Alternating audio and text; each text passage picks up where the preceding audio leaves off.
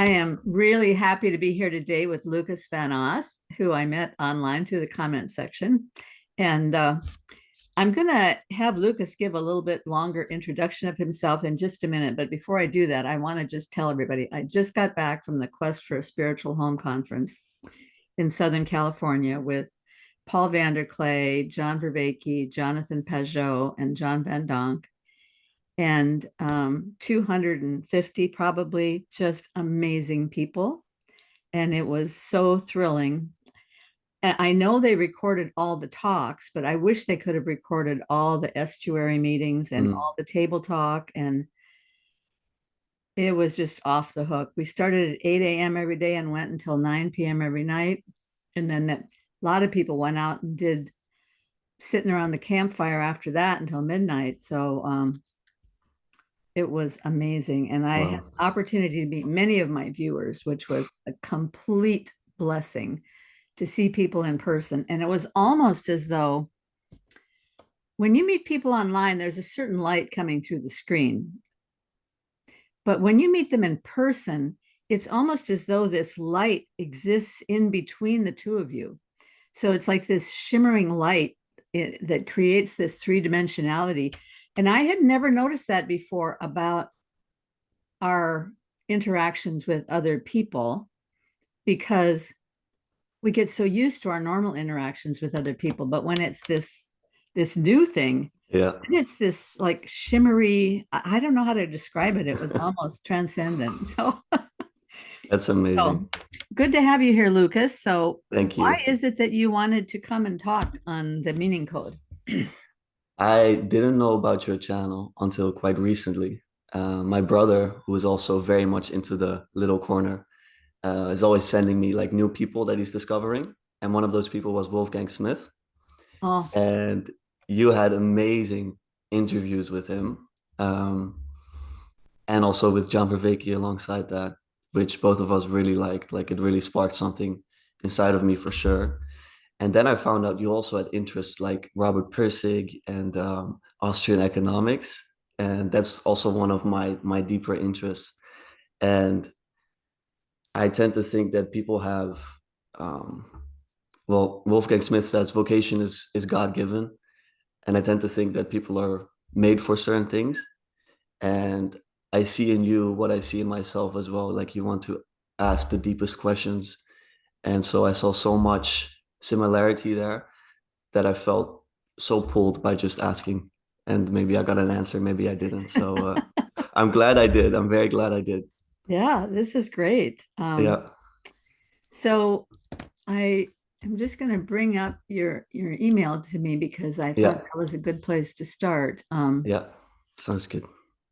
So one of the things that you mentioned is that so you're interested in Vervaeke, Peterson, Mm-hmm. Peugeot, Wolfgang Yeah. Smith, and Robert Breedlove, Mm. and you are a Dutch university student studying Egyptology Correct.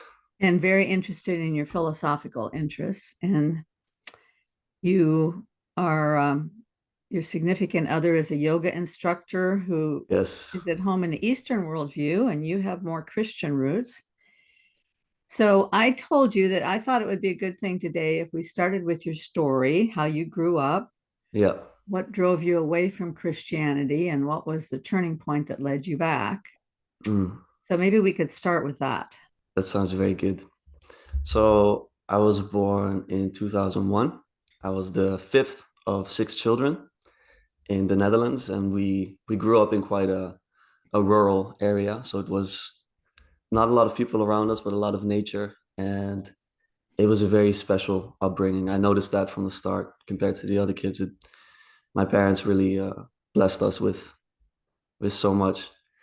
And we went to church every week, and it was Protestant church, and it was mostly old people, and I didn't like the songs. Uh, and it was long sermons, and I guess from the start, I just really I didn't like that. But my father is extremely passionate uh, about his faith. He's a theologian as well, and he was always continuing to try to make me interested. So we always had to go to church. Um, and when I was about 16, I don't know if you want to hear the whole youth as well. I Yeah, don't yeah, know. yeah. Well, whatever you think is pertinent. Whatever highlights would Yeah. be useful. I think just to go to my primary school, maybe, because I'm going to center it a bit around faith, given the time. Sometimes I would be asked, like, what do you think about God? Like, is he real? Hmm. And from an early age, I was like, well, it isn't a man in the cloud. I'm pretty sure that's not the case. But there's definitely something. So I always had this idea of a something, but I didn't like church at all. So I wanted to get out of there as soon as I could. But my parents were very persistent in saying that I had to do something that had to do with Christianity until I was 18 every Sunday. So when I was 16, my father and I started to do one-on-one sessions discussing one of his books where he wrote about the historical Jesus. Um, because I was very much interested in history from a young age. I wanted to know how people live, to get closer to them. I don't know why that is, but it pulled me somehow. And bit by bit, he tried to show me the beauty that he saw in this story, the New Testament. It was really his story. He's living inside of that, and that always stuck with me. But going into high school, I really lost touch with my faith. I I lived in ways that I'm not very proud of. I went out like twice a week. I drank a lot. In the Netherlands, it's quite normal to drink from a young age, like 15, Okay. 16. And so I did a lot of that. And I was not very happy with myself for that time. And I wasn't doing super well in school. I had to redo a year, which I really did not like. And I had a breaking point at some point where I was really failing in school. Um, I wasn't taking care of myself in the proper way. And I just told my dad and my mom, I just didn't understand why they still kept caring for me, why they still loved me and forgave me no matter what. And I broke down at some point. I was crying and I was like, why? And he looked me in the eyes and he said, because you're my son. And I said, but that doesn't count because that's blood, you know? Like that's just a cheat code. But the longer I thought about that, the more I saw the value in family, and in my loving parents. And at some point, I just started accepting that love.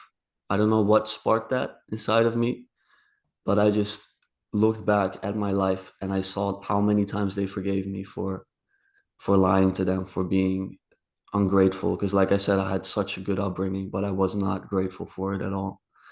Um, so those are some highlights from 0 to 18, I guess, Hmm. just to get the faith in there. And in my last year of high school, I had a I had that turning point, which I discussed. And then I was also thinking that maybe I should just go for it and just finish my school in a proper way. So I got really motivated.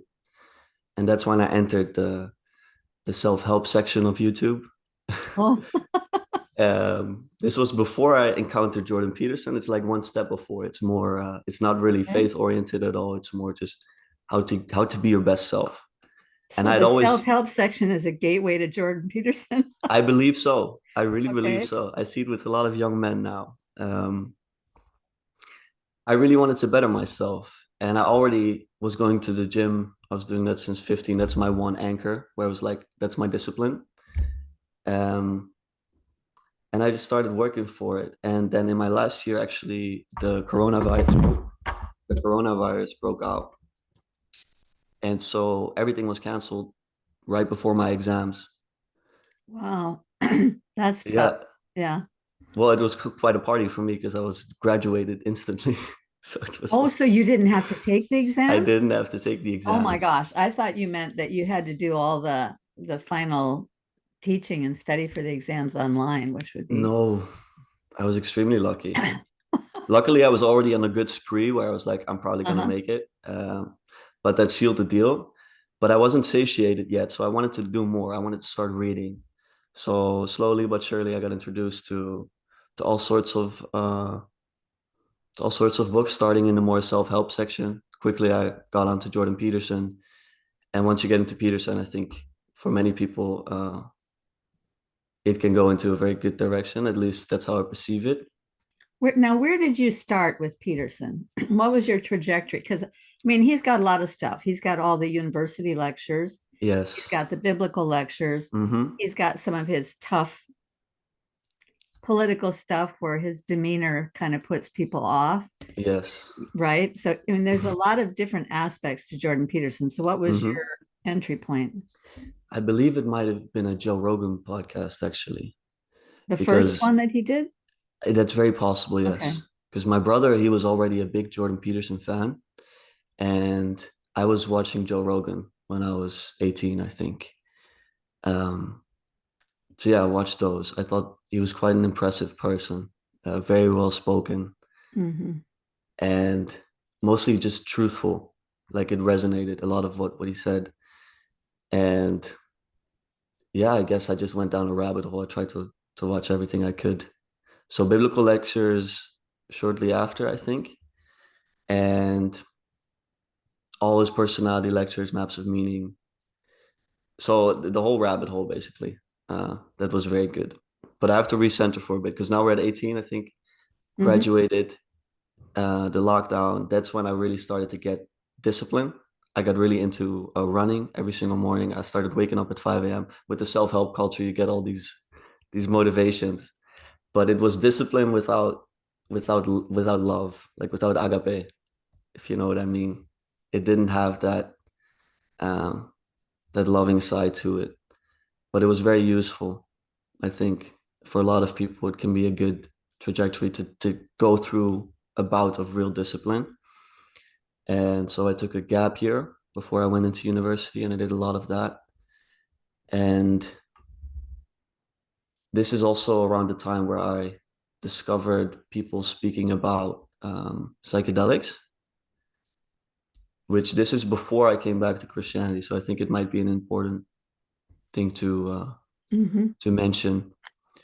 And I heard people speak about ayahuasca. I was on Joe Rogan's podcast actually as well with Graham Hancock, and he spoke about this compound ayahuasca. I don't know if you're familiar, Karen.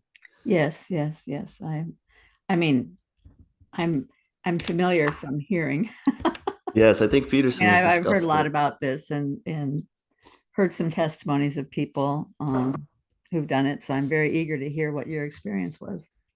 Yeah, I got very interested in that, but mind you, I was 18, so my parents they were kind of reluctant at first, but my father knew Jordan Peterson as well, and he heard him speak about it, and it already made it a bit more realistic. And they were always saying to me that you can do whatever you want at 18. Um, but they were very cautious, let's say. So I got an, I was 19, just at my birthday, and then I got this experience. It was within my country in a center, and so it was a very good setting for it. And the people that were there were mostly a lot older than me and had a lot of issues, I noticed. And so it felt kind of odd to be there. I was kind of the odd one out, being like, I don't really have any issues, but I just want to be, I'm very curious and I want to be a better person. And I did approach it with a lot of reverence because I knew and I learned that you don't do this recreatively, let's say. Um, for a longer testimony, I have a video. I can send it to you later because I think I don't want to denigrate an experience like this. Uh-huh. Um, but my parents, they actually drove me there. They really wanted things to go well. And they were really praying for me at the time as well. My mother was hoping it would bring me to Christ. And to not go into the practicalities of the experience, I'll describe a bit the feelings I felt going through it. Mm-hmm. To me, it was absolutely blissful at times. I felt a deep sense of love and understanding. I definitely felt a contact with higher intelligences, which was very hard to make sense of. Thinking a bit more materialistically when I was younger, and I I realized that this life is but a fraction of the whole. And I cannot convince people of this when I say that to people as well. Where I was like, I don't fear death anymore. I don't fear what comes after. Um, but it was extremely beautiful mostly. But there is definitely dangers to these things. And that's where when I started to come down from this experience, I got a lot of anxiety because you're kind of floating between worlds, so to speak. It's like you feel connected to another dimension, almost another realm, but you're also Mhm. back in space time. And that was very anxiety provoking. And I felt quite unsafe going back down. And um, I also knew from that moment that I would never do it again because it was really like staring death into the eye for a sec. Um, but it was after such a blissful experience that looking back on it, I think it was worth that anxiety. Um, yeah, do you have any more specific questions pertaining to that experience? No, but something did pop into my head while you were talking. Yeah, please say. Um, Before I was a Christian, I became a Christian at the age of 32. And Yeah. before I was, somebody invited me. There was some musician. I lived in a very, very small town, so there wasn't a lot of entertainment going on. But a music group had come to this church to play music on a Mm-hmm. on a weekend night, Yeah. and somebody invited me to hear the music. And I thought, well, I like music. I was very locked up and resistant to the whole experience because I didn't want any Yeah. Christian stuff coming at me. Yes. Very relatable. and and the one of the people got up and gave this testimony about how their turning point was when they were kind of like climbing up the mountain of life, facing all Mm-hmm. these obstacles and difficulties. Yeah. And then Christ came along and helped them up the mountain. And Yeah. in my head, I'm thinking, I don't need anybody to help me up any mountain. Yeah. Just stay away from me. Yeah. But then they sang this song, and the song made me really mad at the time. But the song is let's see, when I'm low and weary, I cry, Lord, lift me up. Mm. I want to go further with thee. So he draws me aside to be tested and tried. Um, in the valley, he restoreth my soul. But the chorus is one of the lines in the chorus is, but he knew I can't live on the mountain. He takes me up to the mountain. Yeah. So you have this mountaintop experience. And then he says, but he knows I can't live on the mountain. So he Mm. picked out a valley for me. Wow. And after I became a Christian, probably a year after that, I became a Christian.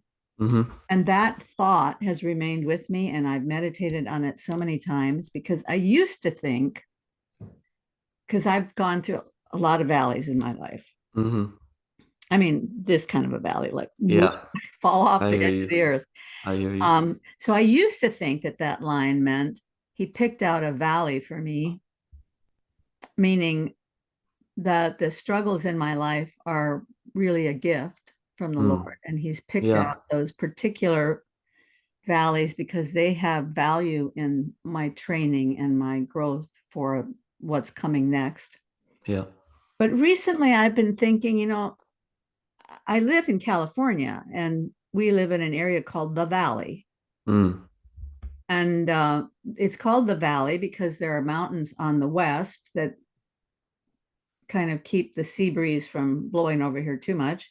And then we have mountains on the east. And so we're in this valley. And I live in the city, but if you go out in the countryside in the valley, that's where all the crops grow. California's the Yeah. um, fruit and vegetable growing capital of the world. Mm-hmm. But valley is also where you see the sheep on the pasture. Yes. So the Yes. valley can also be this kind of protected place of Mm-hmm. beauty and love. And I think those two things kind of fit together somehow, right? Yeah, absolutely. Because it's when we're in the valley that the shepherd is closest to us. He's with us, Mm, he's holding on. I mean, he's always there, but we don't usually notice it unless we're in the valley. that's beautiful. That's extremely poetic. I love the image. I have the image of my head of the valley. Yeah. And what is the name of that song? Um, I'll try to find a recording of it, Yes, put it in please the do. description section. I mean, right now I have my brain is so full from this weekend that things aren't, there's not much room in there. So, No, I but can imagine. I'll try to put it in the description section. Mm, sounds good. It's a beautiful description. What also came to mind, I think recently you had well, not recently, I've been watching all your videos in different orders, just the ones that popped out to me. And I think it Uh-huh. was you that had the description of an axis where you were Hmm. speaking about Christ, that Yes. he was an Yeah. axis and you had what do you call this? The The asymptote. could be. I think it was something like Christ is the axis and you can go up and down and get closer to him, but you can't be Yeah. Well, him, let's say. I am not a mathematician, and Oh yes, I remember now. I got this idea from Chris Wilson, who had been on Paul's channel Yep. shortly before I was, and in calculus is a way of helping you solve very difficult problems, like what Yep. is the volume of an irregular shaped lake. So, Hmm. in order to do that, you have to kind of take slices of the problem, an infinite Yep. number of slices, and then put them back together again. But the the way it works is, so you have this infinite number of slices that can always get you closer and closer and closer and closer to the solution, but you're never going to get 100% Yes, exactly. close to the solution, right? Yeah. Yeah. So that's It's what we funny. call an asymptote. Okay. That movement up closer in and closer up is an asymptote. It's funny how I pictured it like this. Oh, It's completely different. I was like, I got it down. I figured it out. But it worked in my mind at least. yeah. Like you can get closer, but you'll never quite be there. Well, if we Um, could, we'd stop, right? yes, Because Jordan Peterson exactly. always says that the only thing that keeps you moving forward is that you're not there yet. You're following Yes. this thing, but you never get there. So that keeps you moving. And of course, we go and then we fall and then we move and then we fall. But and the vision is always moving just outside of our ability to get there. And Mm, that's what causes us to keep building skills, because if you could get there, you'd be done. You wouldn't have to learn anything more. wouldn't be great. Yeah. No, I feel that. That really resonates. Thank you. Thank you for explaining that. Um, I guess we could get back to. Yes. Get back to your life. Yeah, So absolutely. I had the experience, and I'm just gonna repeat. I have the video about it. Like I'm really not explaining it very thoroughly, and it's Well, we'll simply put it because in of the time. description section so other people can share that. Yeah, that sounds good. Because I don't want to. Again, I don't want to denigrate that, and I think there's a lot more to be said about it. But I know that we have an hour and a half, so um, there's that. Anyway, I had this experience, and I came back from it, and I was with my parents in the car, and I was telling them about it, and my father, being very biblical in his thinking, started to draw all these connections with like, oh, this is this and this is that, Oh, and it wow, might that be, must might have be been. quite similar. Uh-huh. Yeah, it was quite beautiful. Um, and then he actually, so I told you he was a theologian. He got promoted on I don't know how you say it in English. We say the Evangelical. gospel. Maybe it's a gospel of Philip. I think that might be it. Uh-huh. We use so you have evangelical and we have a noun that's called evangelie in Dutch. I'm not sure. Maybe it's gospel. Well, what is the whole phrase that you're trying to say? Well, I'm trying to use the noun. So like I think you have the gospel of Luke and the gospel of Mark. So I'm using the word gospel basically, I Yes, think. yeah, because I mean, it's the evangelion in Mm. the Greek, right? But that Yes. we translate that gospel, but then when we talk about the church, we talk about the evangelical church, Yes, the exactly. gospel church. Okay. Excellent. Yeah. Okay. So there is a gospel of Philip. It's not in the Bible. but my father, I think his PhD was around that, and he led me through that, showing the mystique of this text, and I went through it word by word with him. I just had to cry at every page because it resonated so deeply, and I had no idea how much truth was hidden in these words. And this wasn't even the Bible, um, but it was a very profound text, and he showed me the connections, and it was that gospel that opened up uh, my connection back to Christ. Mm. But one of the dangers of having an experience like this is, Peugeot calls it sometimes, that you start to play comparative religion. It's like, oh, Mhm. here's some truth and here's some truth, Mhm. and I'm better than them. It's like it's very dangerous. So I came out of it, and luckily I had my father and my brother who were a tad bit wiser than I am, um, making me aware of the works of Vervaeke uh, and and Peterson. I think Peugeot already at the time, and I didn't yet understand that it is not as easy as not choosing a religion and just plucking the fruits of all of them.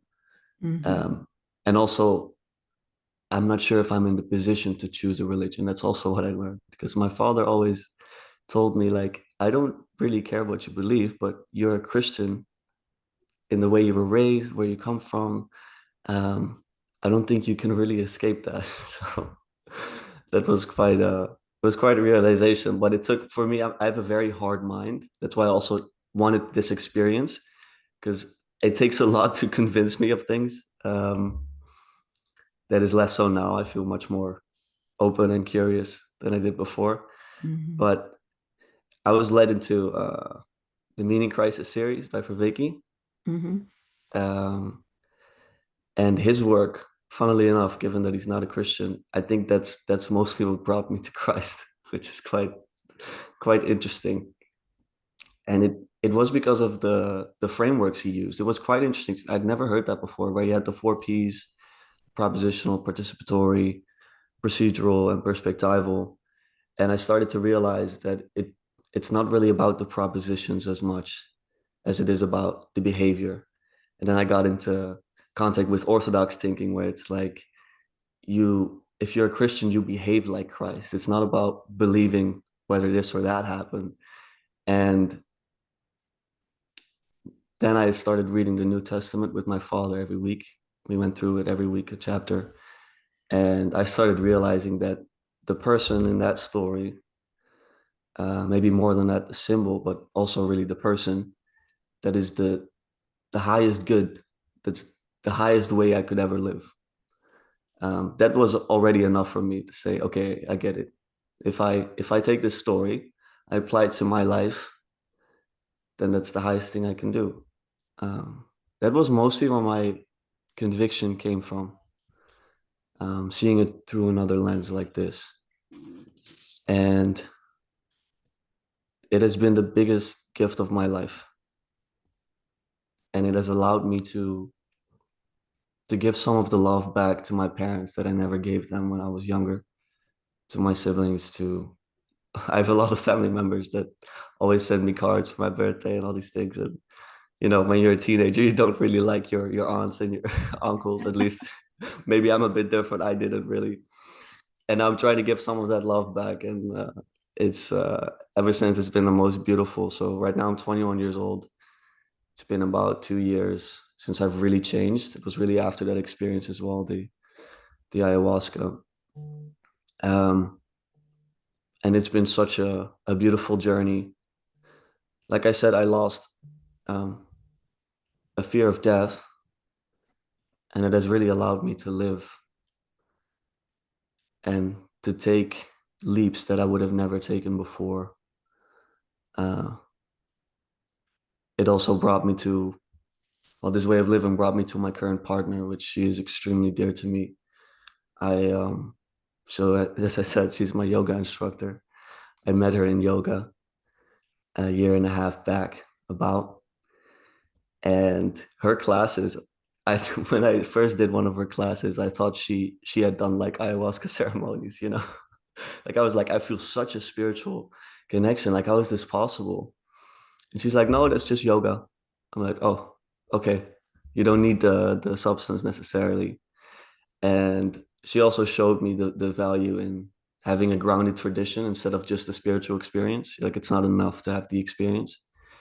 And I knew very quickly with her that she was the person for me. Um, and it was Peterson actually, to go back a little bit, that convinced me that I was ready already to find someone for life. So when I entered university at 19 years old, it was also for me a moment where I was like, okay, I'm ready to find my wife now. Wow. uh, so I just went looking, and I just had this idea like, okay, every day I'm gonna try to meet someone, just introduce myself to see if there's anyone out there for me. And when I met my partner, um, I had a deep connection with her initially, but I did not think she would take me seriously at all. So it was actually a very deep bond, but not romantically, at least not yet. And I spoke to her after class every time, and I asked her some fundamental questions like, what do you think happens after death? Stuff like this. Just casual stuff. And she's like, who are you? She's like, she was like, how much time do you have? Uh, but she grounds me so much. And after I had my ayahuasca experience, I really started like drifting spiritually, where I did so much meditation and I was so away from the world almost. Like I had not a lot of desires, if you know what I mean. Like not a lot of earthly desires. I just wanted to be with God, but I didn't. It was the vertical dimension, but not the horizontal, if you know what I'm Mhm. speaking about. Yeah, yeah. And she grounds me like nothing else. She brought me back to that side of living, and um, I get so much from her yoga practice as well. It's That's been extremely profound because, as I said, I grew up as a Protestant, and it doesn't have this participatory knowledge. And with Vervaeke's framework, I could see the power in having such a practice, where it's a I think he would maybe describe it as a transjective practice. I don't know. That's how he describes his Tai Chi. I don't know if he would say that yoga is one as well, but I definitely found something very beautiful there. Um, so yeah, that's a bit about that. Yeah, I don't I know was if just there's going to any. say, when you say the participatory practice, you don't mean, are you referring to participating with other people, or are you referring to participating in a physical practice like Tai Chi or yoga? I guess participatory in the sense that, well, with yoga, it is definitely a physical practice, but it's also quite spiritual. Um, Through the movements, you feel extremely present. And I guess in that sense, it's participatory, like you're partaking in, but maybe that's not the right word for it, now that you say it like this. But Well, at no, least it's I was just trying to, I wasn't making any judgment. I was just trying to no. clarify because Yeah, yeah. when you first said there's nothing participatory in Protestantism, before you said the thing about yoga, you said that thing first. And so Ah, what yes, popped I into see what my you head mean. is, well, in my church, um, participation is super important Oh because yeah. they really focus on getting everybody into a small group where you build community and you serve one another. And then as a group, you serve the community. And Mm-hmm. they really work on that angle of participation. But then I Yeah. wasn't sure if you meant that or if you meant No, this other thing. and I should correct myself. I'm not saying that the Protestant church doesn't have participation. It's that I, with my ignorance and childhood, was not participating. Oh, I see. Do you see Well, what I and I mean? did want to ask you, being young, you still have Yes. memory of what your teenage years were like, Oh yeah. right? So, Yes. do you think you can still remember what it was as a teenager that caused you to not like your relatives or to not want to participate in the church? I mean, what was going on in there? Well, I think it has something to do also with our day and age and our pop culture, excuse me, our pop culture, Hmm. which is it's very self-centered. It's extremely, at least the way I got it when I was watching TVs and movies, and that's how I was raised, basically. Hmm. Um, it's not cool to go to church. Uh-huh. Let's say it like that. And Oh, they always make the pastor the bad guy. He's it's always some incredible, like huh? demon or something. It's Karen, I gotta tell you, my father was always complaining about how they portrayed Christians. And I didn't know. And now that I identify as a Christian myself, I get triggered all the time Oh, watching and then Netflix. it's always the guy in a suit is the bad Oh guy. yeah, oh Always. yeah, Yeah, I always, mean always. it's really funny. Yeah, it is extremely so. It's so predictable though. They think they're being edgy and avant-garde, but it's totally predictable. Oh, it's extremely predictable. But to get back to it, I was extremely self-centered as a teenager, as a child. Life was all about me, and that was a big mistake. Um, and I'm extremely grateful I got out of it. But and I didn't have the gratitude that I have now. I think sometimes it's a bit hard to explain why I was the way I was. I'm not very happy with the way I thought about life, but I wanted to fit in and I wanted to be cool. And I guess faith didn't fit in that picture, nor was like Mhm. working hard cool or was actually being ambitious about anything. It just wasn't there. And it was partially also the friends I surrounded myself with. Um, they didn't motivate me. I didn't motivate them. It's I sorry. want to encourage you about one thing, and that is that I didn't nothing even really started occurring to me about the way the world worked until I was 28, 30 years old, something like that. Because Mm, when I was your age, yeah, I mean, I was doing life. I was getting along okay. I was on my own. I had to pay my way. I had to go to college and all that. yeah. I'm studying all those things, but I don't remember having any worldview formed at all. I just remember being very kind of vague, amorphous Yeah. for years, and nothing kind of came into being for me Hmm. until and I was married young and I had a baby at the age of 22, so I'm Oh being wow. a mother and I've got all this stuff going on, but there's no Yeah. me there. Mm. And that me didn't start to form until I started thinking about, I think I first started reading um, archaeology books and Oh then yeah. economics and then history. So I ran into Heinrich Schliemann really early on, and I read Hmm. that book about Troy, and then that started me thinking, well, wait a minute, maybe these old things, maybe there's something true in these old things. Oh yeah. That was Yeah. like a real revelation to me. Yes. So anyway, Yes. you're 21 and you're well on the way to having a life. And I wanted to say something earlier. You said something about reality and or the spirit of the age that we're in. Yes. Yes. And that was one of the common threads that I got from the guys at the conference this weekend is that they Yeah. felt that their generation didn't have a connection to reality because the world just sort of seems like there's nothing real there. And so they had such a hunger to find something that they could Yes. push up against, right? Yes. I really feel. I mean, it's postmodern, right? It's there's no truth. Mm-hmm. Um, it's an extremely dangerous way of thinking, and I actually see it reflected in some of the friends I have now that I speak to in the gym sometimes. I had this whole discussion with a friend of mine about morality. There's not a lot of things I can get you can wind me up about. I'm very agreeable, so I don't like conflict at all. But he was like, "Yeah, it's all relative," and I was like, um, but it's quite deeply ingrained, especially in the pop culture. Like I said, the TV shows, the movies you're watching. Like, what is it all about? It's a as a man, it's you want to sleep with as many women as possible. You want to have money. You want to have all the material. You want to be rich. And then every person that gets there is extremely unsatisfied and depressed because it's not real. There's no real love there. There's no beauty in that. And so it really resonates what you said about the people you met at the conference. You want to have something real in your life. And I think once you find that it's the best thing. And then it only encourages you to find more and more of that. Certainly did so with me.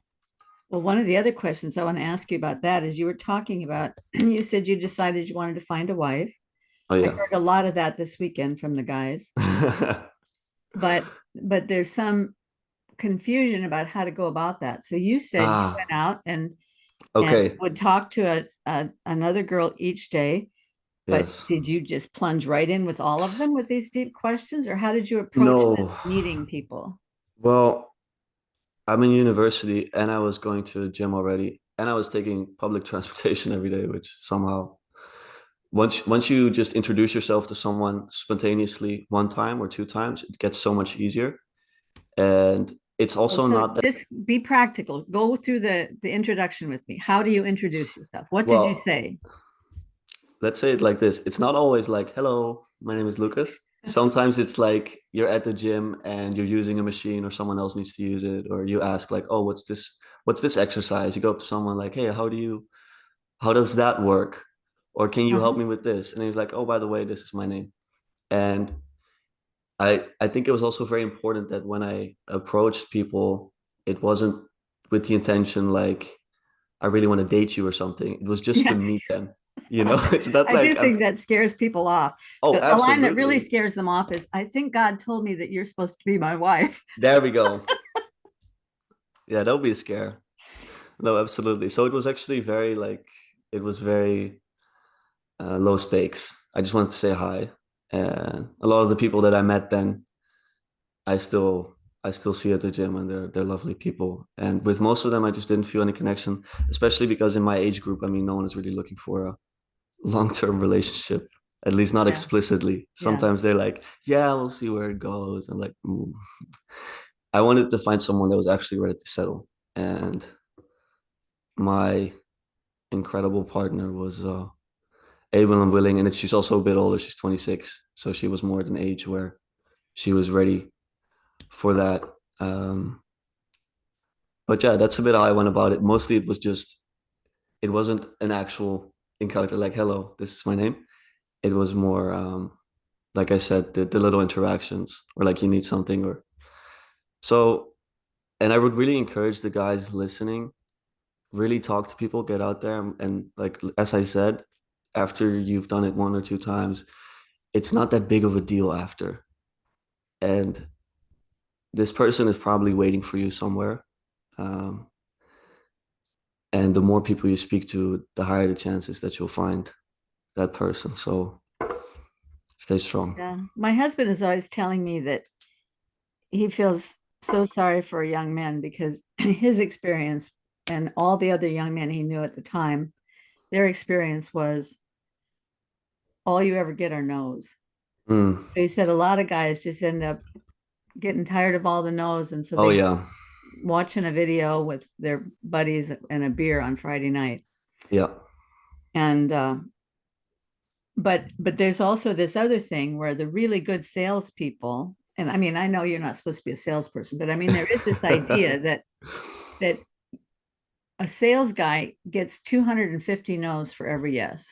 Yes, But certainly. but every no that you get gets you closer to the yes. So you That's can beautiful. be thankful for the no's, right? Yeah, but And it's also especially the if you're looking for somebody that God has chosen for, or that if you're looking for someone in God's world, hmm then those no's are a blessing because those are the ones that God has is protecting you from, because not Yes. that there's anything wrong with that person, but maybe the two of you together wouldn't be a Yeah, good fit, right? definitely. Definitely. I really feel that. Um, and I would also say that just to add a bit on top of the approaching people, it's also really about where you are. Like if you are in a place where there's mostly men, um, it's not gonna go well. So, for example, me being in university, especially nowadays, it's incredible the ratio. It's quite I don't know what that is about, but there's a lot more women in university, especially here. I don't know what caused that, but like sports classes and stuff like this, it already makes it so much easier. And rejection is really, especially if you're a man, it's a part of life. So as Karen, as you said, you're gonna get a lot of no's for one yes, but those no's get you closer. So it's extremely encouraging. And it's what you said before, right? It's that motivation where you said you will never really have it, but you'll always keep moving toward it. And there's real beauty in the search. And it's like that. I like this with everything. Um, don't give up. And when you look back on it, the journey was actually the beautiful part. Destination is amazing, but the journey was actually so beautiful. I would Yeah, do it well, all over and again. FYI, marriage is that way too. You can Oh keep yeah, getting closer, but you're never going to get there. So, exactly. Even that is not a destination at all. yeah. Yeah, I agree. Yeah. I mean, the process of marriage. We've been married now 30 years, and it's mostly been an upward trajectory. There's been Mm-hmm. a lot of valleys, but Squiggly lines. but but we still have so much to learn about each other and so much farther to get in learning to love each other well. And I mean, that's what keeps you moving. So, Yeah. I think it's one thing Peterson said. He did a short series about, I think, marriage.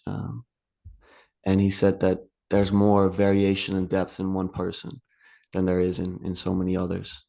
Because this, and for Vervaeke has the same when sometimes he speaks about his partner. I'm not sure what her name is. It escapes me right now. But he speaks about how he keeps falling deeper and deeper in love with her. And it's mhm. really like that. Um, so people that tell me that marriage is a prison or stuff like this, I'm like, you're living in the prison. This is, I don't know. I don't know what you guys are Well, I think it's having. exactly the same principle as like the new atheist guys that find the Bible shallow or Shout out Sam Harris. yeah, yeah, Amazing. okay. You could spend your whole life on one verse and never get to the bottom of it, much less spend your life on the Yes. whole Bible and never get to the bottom of it, right? Incredible. And that's the way people are too. Yeah. Oh, that's so true. That's really, And that really it helps to remember that when you are with people that are, sometimes you might be in a group of people where you're sort of you're sort of inside this boundary that you kind of have to be there with these people, whether it's mhm. at your work or wherever it might be. But if you can be open to really trying to reflect on who they are as a Yeah. person, you can find depths in people that you start out not liking them at all, but over time you can start to see all these sparkles, right? And Yes. uh, it's Every worth, person has that. yeah. I really believe that. And something that I'm thinking about right now is you spoke about your art in the sense that you need constriction for creativity. Hmm. And so you can't just have this explosion of people and expect to find the beauty there. It's really when you narrow it down and you get to know persons individually that this beauty starts to arise. Also, when you put a boundary around it, you make a commitment to people. Yes. So if you have a small group from church and you're committed to each other, you don't know each other at all, but you're going to commit to this group of people without knowing whether you like them or not, right? So Yeah. now you have this boundary, and then inside that boundary, things can grow. Yeah. That's incredibly said. It's really true. Um, I feel that sometimes when I was still looking for my person, I had even a lot of encounters with strangers, and it was astounding to me how much depth there was in these people. Like you meet them for 5 seconds, and already those moments were definitely the most meaningful in that period. So I definitely second that. Well, so how did you get connect? Now, what led you to study Egyptology? That's such Ah, a yeah, random, well, not random. I mean, I get it because I had this passion for archaeology when I was young. yeah. I mean, So when I finished high school, we have three levels in the Netherlands of high school, and I was very mediocre, but it was at the highest level, which gave me access to university. Um, and so I didn't want to waste that degree not doing university. So I really wanted to at least try that. And I looked at the courses and they all looked extremely boring to me. Um, and that's largely due to my own ignorance because I couldn't see the probably the beauty in a lot of those courses.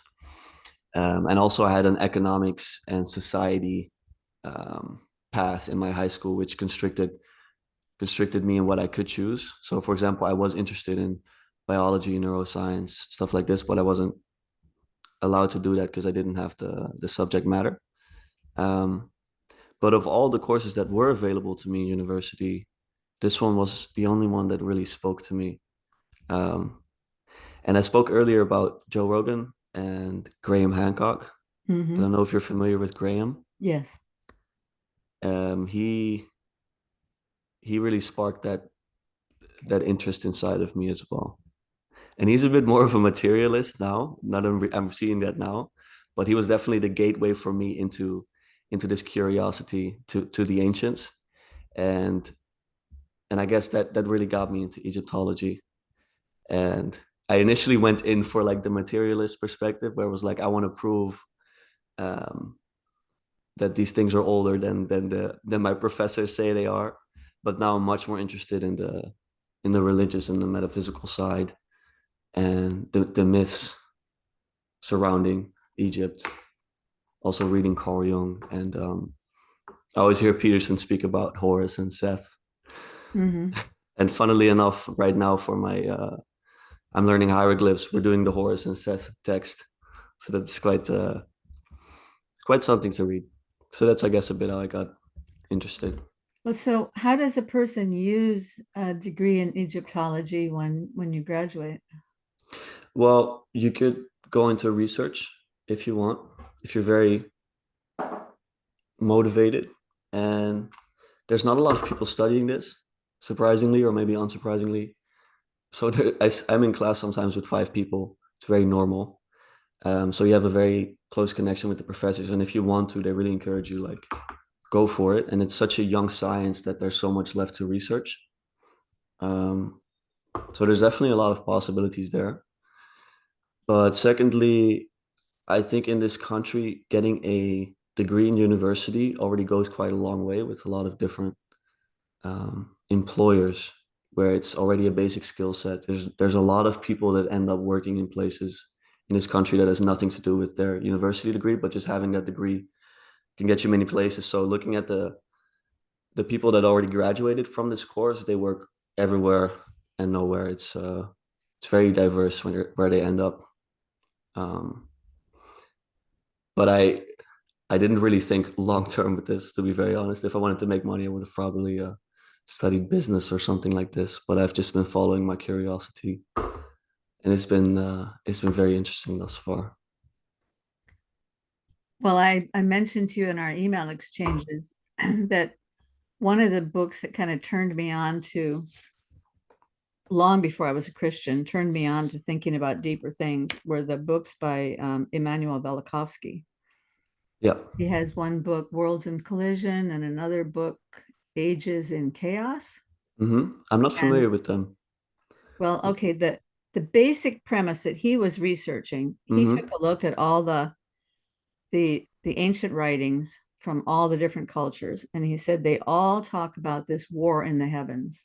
Mm, And he started thinking, what's going on there? mm. And not only did they all talk about this war in the heavens, but they all talk about this worldwide flood.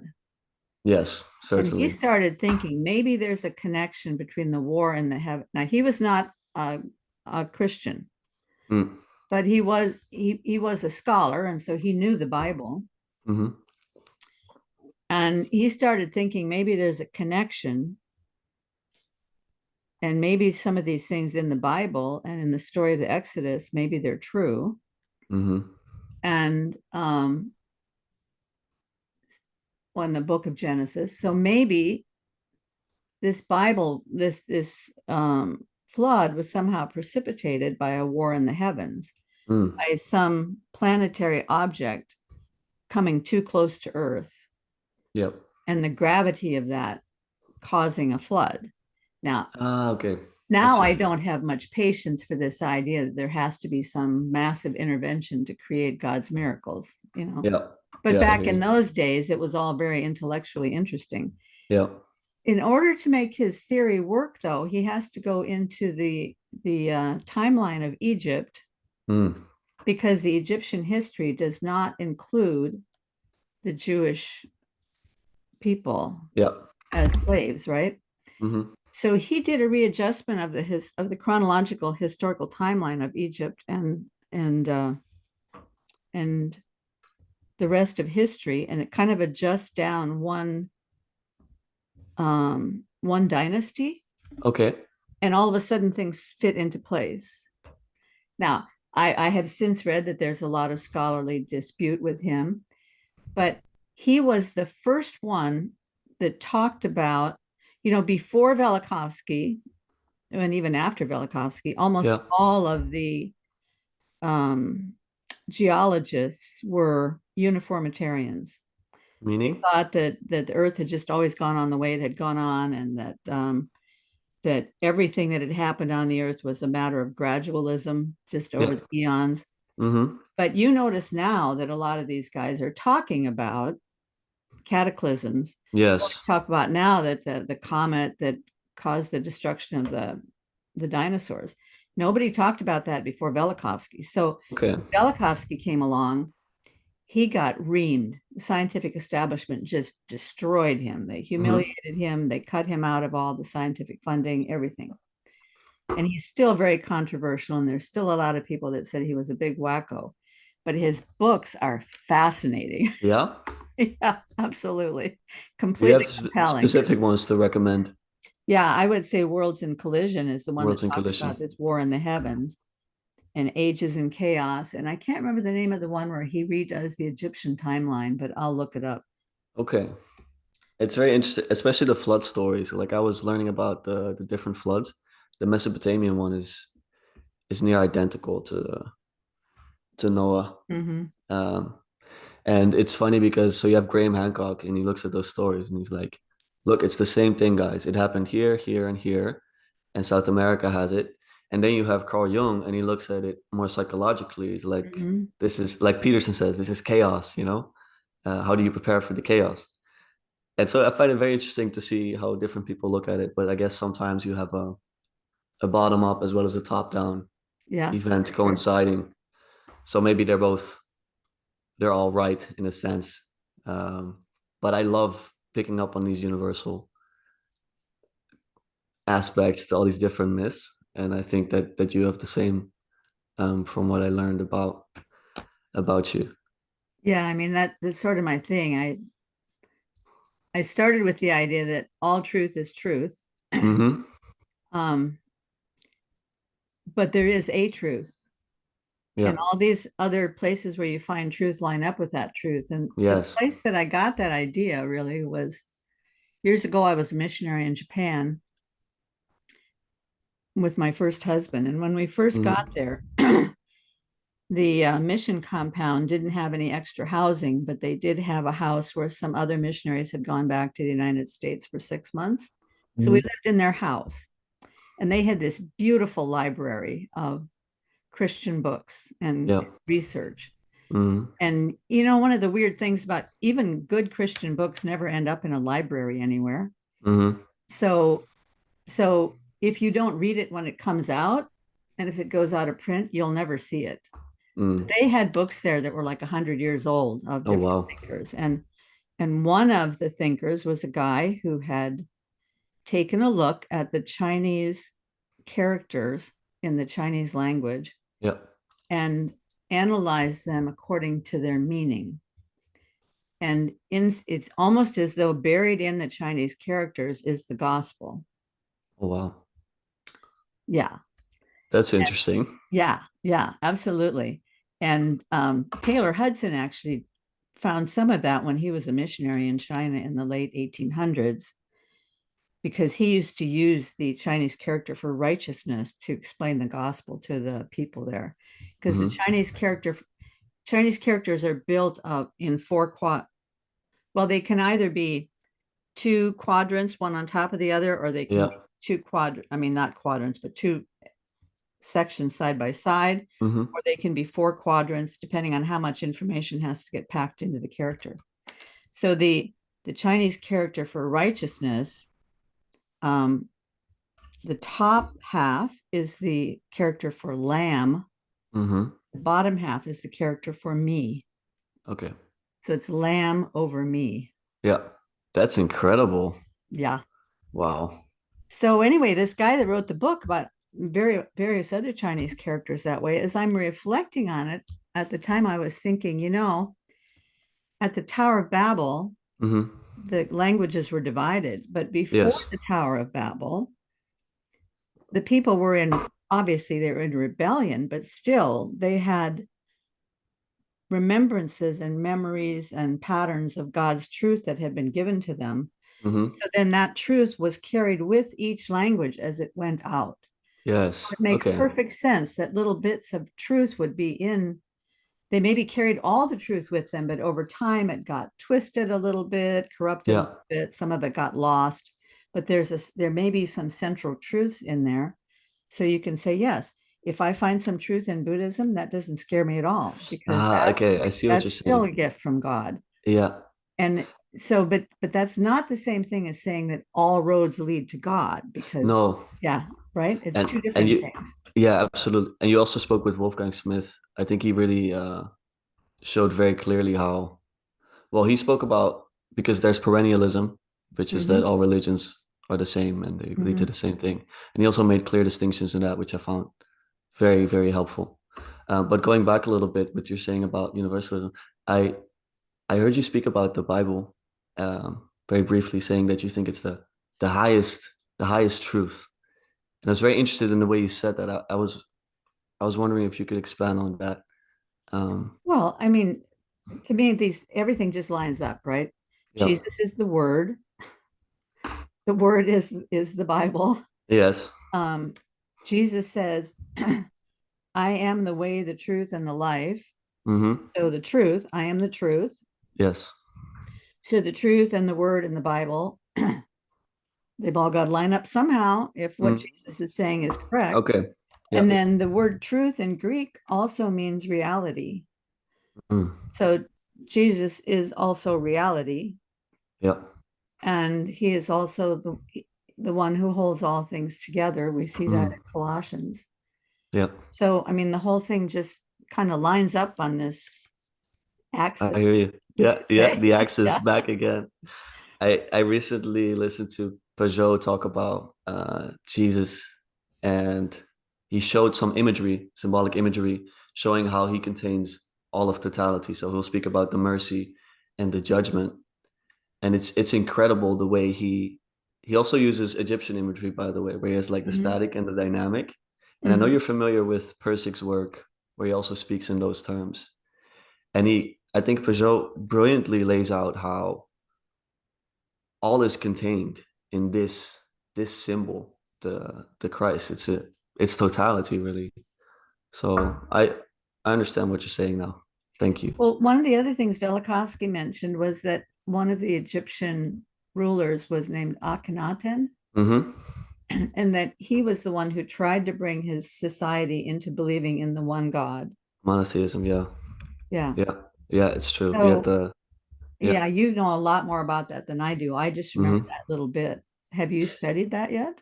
Yeah, it's a little bit. He's quite famous because so what he did was he broke with tradition and he started his own capital completely, because normally you have all these traditions, you're supposed to have your coronation here and all these things, and he started his own city, his own capital named Amarna, and it only existed for 16 years, and that's why it's perfectly preserved because there's no building on top of it usually. um, that always messes up the archaeology because it oftentimes there's also modern cities built on top of this. But he did away with all traditions. He would carve out the gods in the temples and all these things, and he would only have room for one, which was Aten. So his name is Akhenaten, which would mean life of Aten, and Aten is the god, the monotheistic god, and he's a sun god, um, which they already had one, but he just made his own, like his own name. Um, so yeah, that's a bit about him. It was quite interesting. It was, I don't know what sparked it even. There's never really been a good explanation for that as far as I know. What made him so persistent in that? Well, I wonder if he had some of the same intuition or sense or Yeah. experience that Moses had when, I mean, not Moses, Abraham had when he was Mm. called out of Ur, Yeah, possibly. because he was coming out of a polytheistic society. And, Hmm. the other thing that um, religious scholars often say is that we all went through evolution and then we started out with these multiple gods and then eventually we evolved to one god. Yes. But I don't think it worked that way at all. I think we No, started out with one god and then we screwed it all up, and I was then gonna we all say have like today we have multiple yes, gods, right? Food and yes, drugs and sex and yes, absolutely. Can I say something on that? oh, I Because you're wish you sparking just stuff. wish you'd So talk more so I'd quit talking. no, but Karen, I feel like when I talk, I'm like I'm talking too much, So No, no, no. okay, so I have two classes right now for hieroglyphs. One is the oldest version, one is the newer version. And the interesting thing is, I thought that Egypt was completely polytheistic all the time, but there's a very clear message that there's one source, and these other gods, they're more like the angels as we understand them, I guess. I mean, the Egyptians are far from us, but it's very clear that at least in the earlier periods, there was such a clear conception of one God being higher than the other ones. It's very clear. And I asked my teacher this as well, and he was like, yeah, yeah. And it's a bit the same, I guess, in Hinduism, where sometimes we interpret it as completely polytheistic, but there's such a clear talk of the. I'm very ignorant about Hinduism, but Mm. I know enough to tell that there's like a one. I think it's Atman, something like this. So it's much more complex than that. And right now we're living certainly in polytheistic times. I mean, as you said, we have a lot of gods we are serving. Um, so yeah, bit of that. Yeah. Wow. So, anything you want to talk about, just go for it. This is your day. It's my day. Yeah. That's incredible. Because I know we Um, have episode 2 and episode 3 coming up where we're going to zone in on some more specific things. But if you want to yes. kind of lay out some of the things you've been thinking about. Well, yeah, it's funny because I've been reading a lot of Wolfgang like ever since that I've been trying to read most all of his books, but that's I think something we'll discuss for the third one. Um, I actually I don't know a lot about you, Karen. Because like for me, I'm also here to get to know you, I guess. And you spoke about finding Christ later in life. Mhm. Um, I don't know. Are you willing to speak more about how Oh, that sure. came to What be? what what Because would be your specific question? well, you had the song that Mhm. changed something within you. Was it a quick process after that that you felt? I don't know that that song changed anything in me, but I think it made me aware that there was a core of rebellion inside of me because I Yes. really went away angry. So Mm, I don't even know that I reflected much on that, but I remember being angry. And mm, some years before, when my daughter was like 4 or 5 years old, so it would have been, let's see, maybe she was 6 years old. There was a little church in the town near us that kept inviting all the children to come to church on Wednesday night and learn yeah. Bible verses. They Hmm. had a little group called the Whirly Birds, and they had these little beanies with a propeller on the top that they would give the kids. Amazing. Yeah. Yeah, and so you come to church as a whirly bird, you become a whirly bird, and you learn verses, and everybody wanted to go because the bus would stop on the way home at the ice cream shop and buy everybody an ice cream cone. Hmm. And she really wanted to go, so I let her go. They would come pick her up and go. But it really made me angry because we Mm, didn't eat sugar in our household, and I thought that they were corrupting her. yeah. And one time they came to the door and they said, because she only went on Wednesday nights, we didn't go to church. Hmm. Hmm. So they said, we're having a special thing on Sunday where the children get to come and say their Bible verses And then for every Bible verse they say, they get a little key and they can go to the treasure Hmm. chest and try to open the treasure chest. And Yeah. then there'll be candy and gifts in there. And then I said, get out of here. I mean, I was so rude to them. Get out of my house. You're Yeah. just trying to bribe my daughter and, blah, blah, blah. Hmm.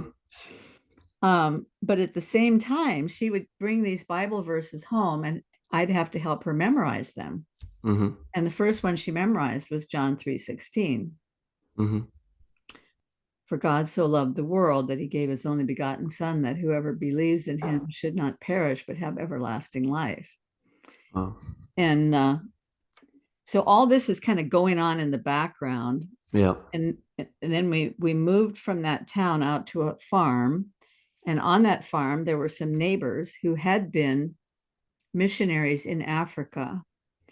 And they were always inviting her to church on Sunday evening to go Hmm. and watch these little puppet shows they did for the children.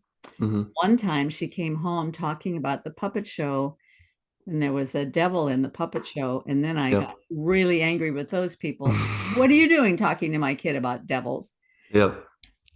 So I was really, I was really a resentful person. But at the same time, I told you I'd gotten interested in economics, Yep. partly because it was a really tumultuous time in Mm. the United States. Um, all during the 1970s, Yeah. we had hyperinflation, we had interest rate increases that made it almost impossible to buy and sell houses. Yep. We went through oil scarcity, food scarcity. There was all this hue and cry that we were going to have a great economic crash. Hmm. So I started reading all these books on economics, trying to understand, is this just fear or is there really a crash coming and how do we prepare for it? And that made me get interested in, well, maybe we need different leadership. So I started getting politically involved. And that led me to, I lived in Iowa. So there were a lot of, Iowa is the first caucuses in the United States when they go through the primary process. Iowa was the first state to vote on the Yep. primary process. Yep. Yep. So all the presidential candidates come there. Hmm. And I went to a picnic where George H.W. Bush was there and I got to shake his Hmm. hand and everything. And I went to this coffee that was representing Phil Crane, was a guy that I really wanted to Hmm. become the president. And so I went to this coffee that was supporting him. And all the people there were holding up these flyers against George H.W. Bush because he was Mm. a member of something called the Trilateral Commission. They were all wired up about this. I didn't Mm. know what the problem was, but Okay. I went back to the library and tried to find what I could Hmm. because I'm a very curious person. And the library was completely empty of anything about the Trilateral Commission. Zero, except in Hmm. one newspaper, there was one tiny little paragraph Yep. that said the members of the Trilateral Commission, and then it listed these leaders of all these countries Hmm.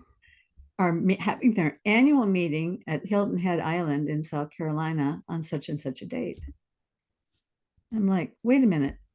There's all these elite leaders of the world, and they have an annual meeting Hmm. coming together at some location, and there's nothing about it anywhere else. There's no magazine articles or books or Hmm. essays, or that didn't make sense to me. So then I started looking further afield and trying to find books that weren't mainline, trying to find some information about it, which led me down a long rabbit hole of this huge conspiracy theory.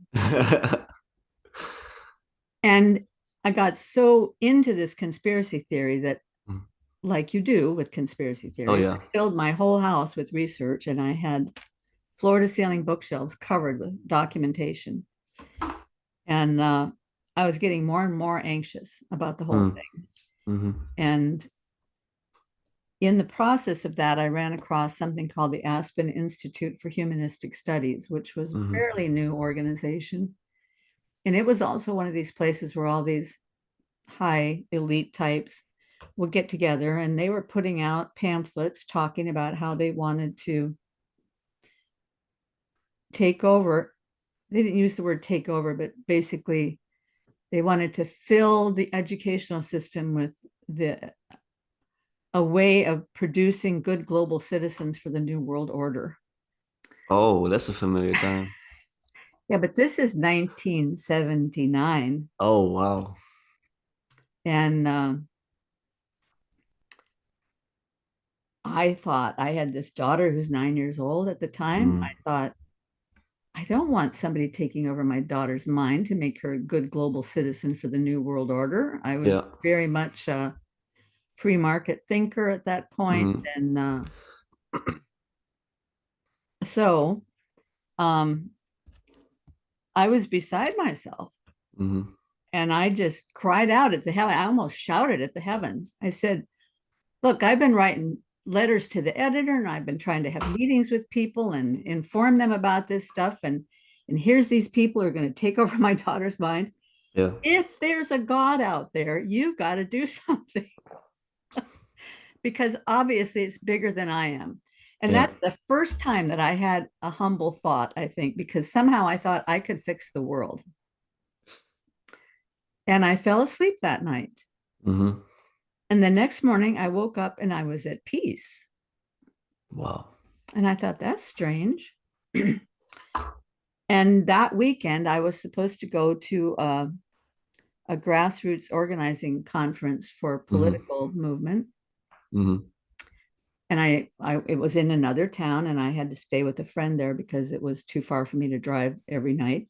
Hmm. And while I was at the conference, I heard this guy speak. His name was Colonel Sleeper, and he was talking on peace through strength, which is Hmm. the idea that a nation that is not strong is vulnerable and Yeah. much more likely to get involved in a war than a nation that is strong. And so I had some questions for him, and I went up to talk to him afterwards. And he said, look, Karen, let's go have a cup of coffee in the coffee shop. So we went over there Hmm. having this cup of coffee. I don't remember what we talked about, but at some point, he must have gotten the impression that I was kind of worked up about things. And he said, you know what you need, Karen? You need to go to a Bible believing church. Mm. I didn't know what he was talking about because I had gone and sat in the back seat of some churches when people were getting married or something, but I didn't know what a Bible believing church meant Yeah. or how to find one. And I went back to my friend's house that night and I told her what this guy had said. Now, now, mind you, we're both 32 years old at this time, right? Yeah. And Yeah. she says to me, hmm, I think I might have heard of such a thing. She said, my mother's always dragging me to this church where they're giving psychological talks and talking about magazine articles and stuff. But one day my mother said, you know, I ought to find a Bible believing church. Mm. And so her mother had started going to this church. And she said, do you Mm. want to go tomorrow morning? We could go together. So, okay. So there was this big Bible believing church in Des Moines, Iowa, called First Federated. Hmm. And I'd never been any place like that in my life. It was big, high ceilings, and it was all light and bright. And most churches I'd been in were kind of dark and, gloomy. Yeah. And usually the churches I went to, I think, were just Christian in name only, kind of Yes. social club types, because the Oh, yeah. people weren't interacting with each other and everybody looked grumpy and stuff. But at Hmm. this church, everybody was happy. They're singing these beautiful transcendent songs, and the husband has his wife arm around the wife, and the children are enjoying each other and enjoying life. And it was quite an experience. And so I'm looking around thinking, wow, this is different than I've seen before. And on the way out, there's a stack of free books that you can pick up. And one Hmm. of those free books was Secular Humanism in the Light of the Holy Scriptures. Mm. And I thought, Aspen Institute of Humanistic Studies is what I don't want. So maybe there's an answer for me here.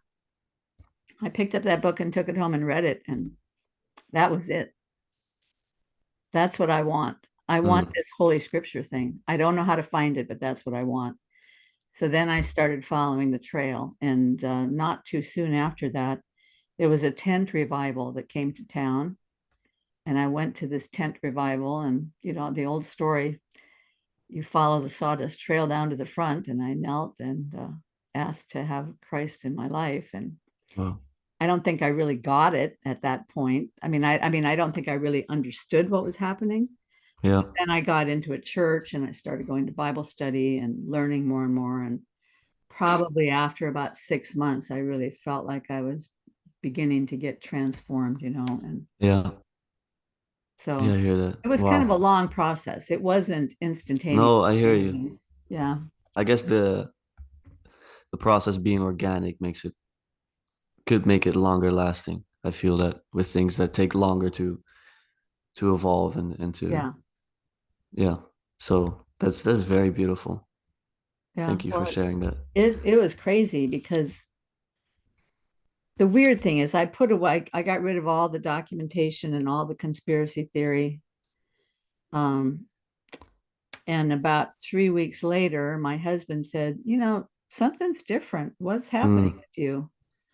And so I told him and I said, I want to start going to church. And so he started joining me at church, and then he had the same experience. And so he became a Christian too. Well. Then our daughter went to summer camp and she became a Christian. Mm. I got rid of all my conspiracy theory. I said, God is bigger than all this. I don't have to worry about it. But the Yes. interesting thing is, all that stuff is still happening today. Yes. I was gonna say about this, it's a part I didn't mention about myself is that I fell into a bit of that hole as well. Say like 2020. Hmm. And it was also before I really got back to faith. And like you say, at least like not thinking about it so much because you trust God and you trust Hmm. goodness. And it's going from being suspicious as you were speaking about to seeing more of beauty in everything. And I must warn people that go into that there might be a lot of truth in all these like elites and all these things, that there might Hmm. be some evil there, but they're all human. And like we spoke about before with human beings, every human being has this spark in them. And I really don't believe it's completely lost in anyone. And if you live um, in a way that we described, and if you just try to spread your light in the best way possible, then I think that might be the best way to make the situation better. And being resentful about whatever's going on in the world, Yeah. um, it can only worsen things almost, if you know what I mean. The spirit that underpins the conspiracy theories, no matter whether they're valid or not, it's one of suspicion and resentment. And that's the main reason I went away from that. I felt that it wasn't the right crowd, and you entering such a positive space with the church that you mentioned, I think that's extremely well. It's extremely beautiful to hear, and it's very encouraging. And Well, so, as you were talking just now, it occurred to me that when Jesus was hanging on the cross, he was surrounded by people who were wrapped up in a conspiracy theory, yes, certainly, right? They were using certainly, him yeah. as a scapegoat for all their Oh problems. yeah. But he looked out upon them and he said, Father, forgive them, for they know not what they do, which is basically saying they're not the problem. They are being used as tools Yes, by the problem, right? that's beautifully put, because that's also a realization I had to make. And I think a lot of what Peterson has spoken about helped me with this realization, is that evil is not people. Evil is within people, and it's within you. Hmm. And once you start identifying groups of people as evil, then it goes downhill so quickly. Yeah.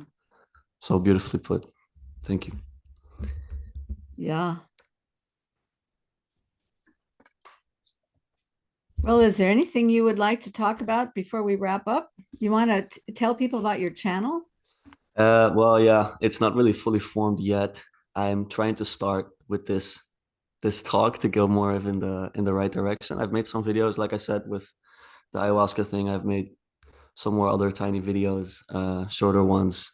If you Hmm. want to learn a bit more about me, you can watch that and you can subscribe. I hope to to put out more content, um, with nice conversations like this where you can really go into depth, and I'm really ready to go into that direction.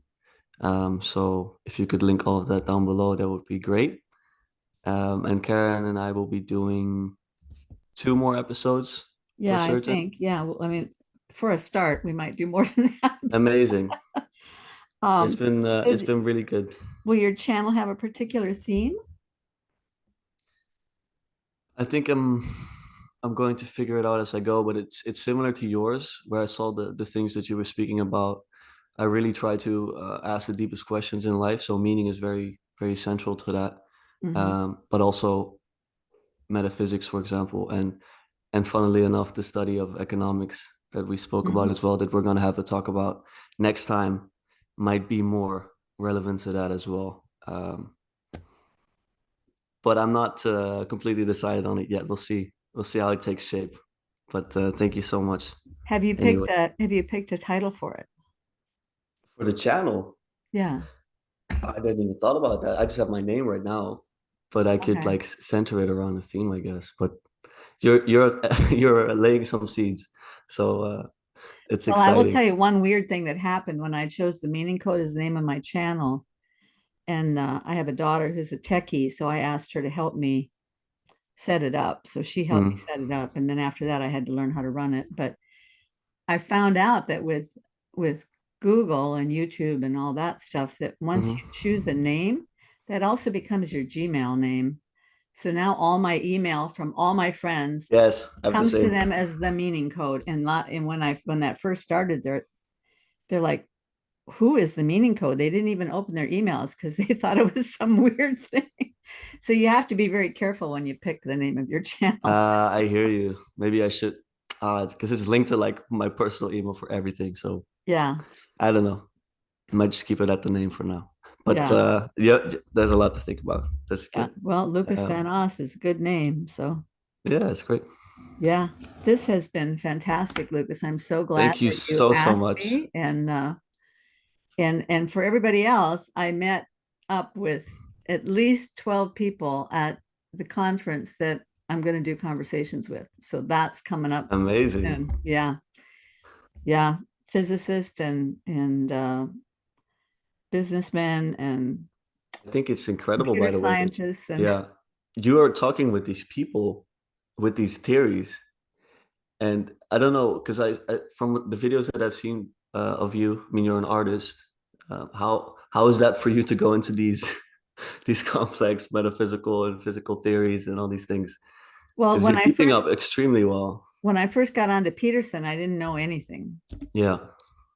And in order to read Peterson, you got to learn a lot of stuff. Yes. And then he rewires your brain and Oh then you're yeah. more able to learn stuff. Mm-hmm. And then because of my art background, I have this picture of a framework of the world Mm-hmm. that I talked to Paul about on that first video. And that framework, in order for me to find out whether my framework was correct, Yeah. I had to talk to people in all these different domains of knowledge to see whether I'm on the right track. Mm. So in order to talk to them, I had to read their research papers and their books and to talk about these ideas. And so as I went, I learned. Amazing. I think So you're definitely on the right path if you see that it's overlapping and it's true. So that's beautiful. well, and you know, I think when I first had that talk with Paul, I thought, oh, who am I to have this big theory of everything? And I felt kind of embarrassed afterwards. And I always kind of like didn't want to think about that talk. But the more I think about it now, the more I think that those things that I said then, they still hold true. You just heard it Oh, recently, absolutely. right? Yeah, I was gonna say before offline we spoke about it. I listened to it twice, and I you have 15 minutes there, guys. Please watch it. Karen lays out her way of thinking, and it's incredible. And she thinks the same way Peterson does, where she takes you along this ride, and once you're at the end, you're like, okay, I get this person's thinking a bit better. You did incredibly, so please don't be embarrassed. It was really, really good. Well, I'll link it. I'll link the talk Yeah, with please Paul. do. Yeah. Please do. because people are always asking me, what is your big idea? And I'm like, I don't know how to explain it. I've got 350 episodes that lays it out. But Yes. I think with you, if maybe getting it visual as well would maybe help. Because, you know, with the Pajot brothers, they had these diagrams, the language of creation. It made yeah, it extremely more understandable. I've been Would be a trying to nice, figure out how to do one. Do you know anybody who does visuals? Like I asked oh Chat no. GPT, but it gave, or not Chat GPT, I asked Midjourney. Ah, okay. What it came up with was completely useless. So I'm not a very visual person, nor am I very artistic, so I have everything to learn from you. But I think it would definitely help getting it visual. Yeah. well, at one point I ran into projective geometry, and there are some similarities with the diagrams of projective geometry and Yeah. what I'm thinking. And there's certainly some similarities. I could probably rejigger the visuals from Wolfram's theory of Mm. everything. And speaking of theory of everything, did you hear Oh Wolfgang's yeah. interview with Kurt Chimungo? I gotta tell you, I've listened to both of them over 4 times. Yeah, Like I think Wolfgang, that's just the best. yes, it's incredible. And that, like I said, I went down a rabbit hole with him already. We'll have the third episode where we'll speak about his work. I'm going to continue to dive into it until then, but he sparked something inside of me. It's also why we're here right now. Yeah. Yeah, Yeah. amazing. Really, really good talks. Okay, Yeah. well, this has been so great, and So good, Karen. looking Thank you. forward to the next episode, the next get together. Thank you, Lucas Van Oss, and thank you all the Thank you, Karen. viewers. And if you're watching this far, please, it really helps if you like and if you make a comment. And Mm-hmm. if you don't like it, please make a comment that has feedback in it instead of disliking, because the dislike just tears the whole thing down in the algorithm so Oh, far. really? Yeah. Oh, I had some problem with some videos recently where a bunch of people jumped on and gave it down likes, and that just drags the whole percentage down. So I'm sorry to hear. yeah, I I'm think always we'll. looking for feedbacks. If you got feedback, Yeah. I'm all great for that. All right. And look out for Lucas Van Oss's channel, which is coming in the future. Sounds good. Thank you so Okay, much, Karen. okay, bye I'll see you bye. soon. Bye bye.